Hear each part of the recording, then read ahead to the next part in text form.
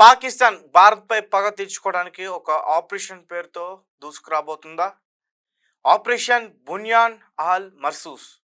So ఈ యొక్క పేరుతోటి భారత్పై యుద్ధం చేయడానికి పాకిస్తాన్ ఎదురు చూస్తున్నట్టు కూడా ఒక వార్త వెలుగులోకి రావడం జరిగింది.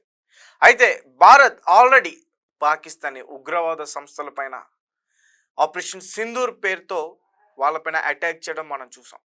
మరి దానికి ప్రతీకారం తీర్చుకోవాలంటూ కూడా Pakistan operation Bunyan all masseuse అనే ఒక పేరుతోటి ఒక అటాక్ చేయబోతుందంట.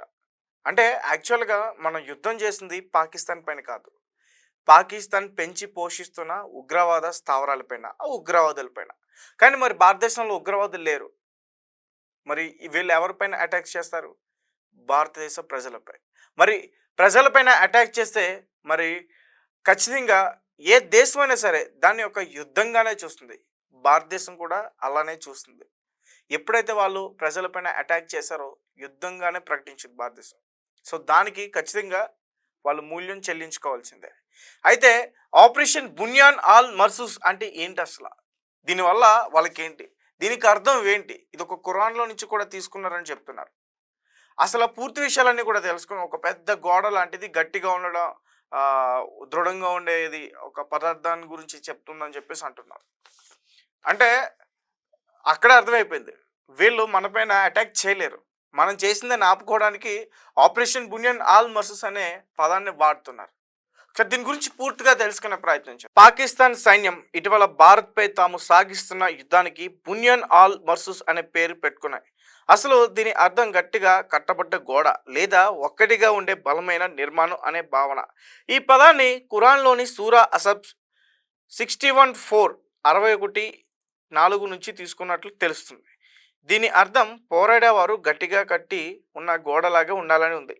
ఇక ఖురాన్లో దివ్యవాణిలో దీని పూర్తి అర్థం ఇలా ఉంది: అల్లాహ్ తన మార్గంలో గట్టిగా ఒక్కటే పోరాడే వారిని ప్రేమిస్తాడు, వారు ఒకే నిర్మాణంలో గట్టిగా నిలబడతారు అని అర్థం ఉంది. పాకిస్తాన్ ప్రారంభించిన ఈ పోరాటాన్ని హైదరాబాద్ ఎంపీ అసదుద్దీన్ ఓవైసీ కూడా తప్పుపట్టారు. పవిత్ర ఖురాన్లో ఉన్నటువంటి బున్యాన్ ఆల్ మర్సూస్ అనే పదానికి పాకిస్తాన్ వక్రభాషను చెబుతుందని ఆయన దయబట్టారు. పవిత్ర ఖురాన్లో నిస్సహాయులపైన, సామాన్య ప్రజలపైన దాడి చేయమని ఎక్కడ చెప్పి ఉందని నిలదీశారు. మరోవైపు పాకిస్తాన్ చేస్తున్నటువంటి ఈ ప్రయత్నాలు మానవాళికి పెద్ద మచ్చ తెచ్చేలా ఉన్నాయని అసదుద్దీన్ ఓవైసీ విమర్శించారు.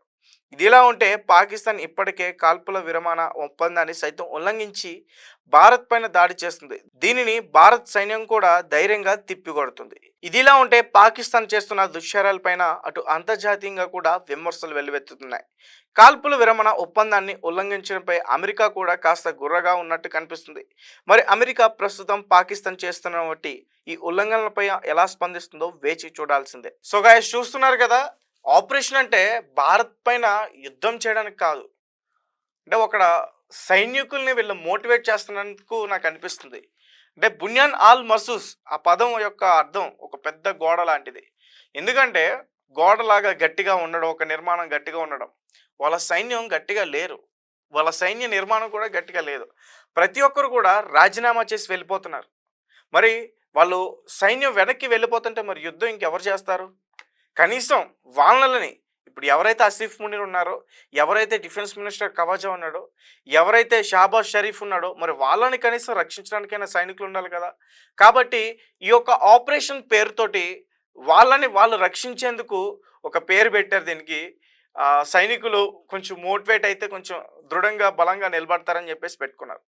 నిజానికి బున్యాన్ ఆల్ మర్సూస్ అనేది ఒక మంచి పదమే ఖురాన్లో, కానీ దీనిలో ఆ పాకిస్తాన్ ప్రజల కోసం ఈ యొక్క పదాన్ని వాడినట్లయితే తెలుస్తుంది. అయితే వీళ్ళు భారత్ పైన ఏదో అటాక్ చేసేసారు, భారత్ పైన అది చేశారు, ఇది చేశారని చెప్తున్నారు.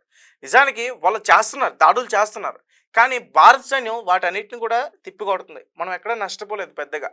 వాళ్ళు కాల్పులు విరామణ ఉల్లంఘించి కూడా మనపైన దాడి చేస్తున్నారు.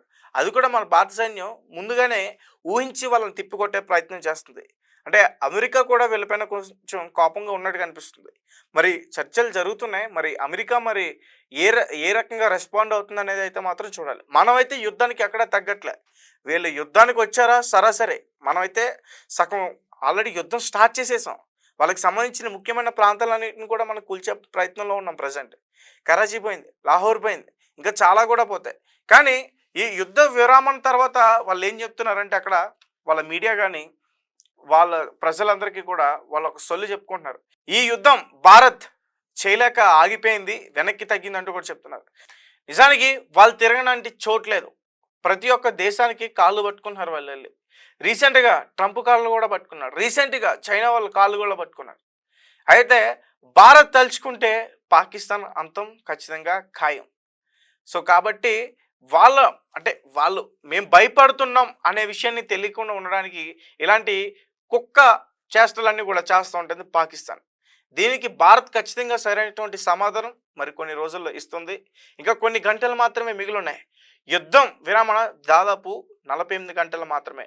అవి అయిపోతే పాకిస్తాన్ పైన మన ఆర్మీ ఎటువంటి అటాక్ చేస్తుందనేది అయితే మాత్రం చూడాలి. ఇప్పటికే చెప్తున్నారు ఆపరేషన్ సింధూర్ ఇంకా ముగించలేదు, ఇంకా జరుగుతుంది. ఉగ్రవాదుల్ని అయితే మాత్రం ఎట్టి పరిస్థితుల్లో వదిలే ప్రసక్తే లేదు. Thank you for watching.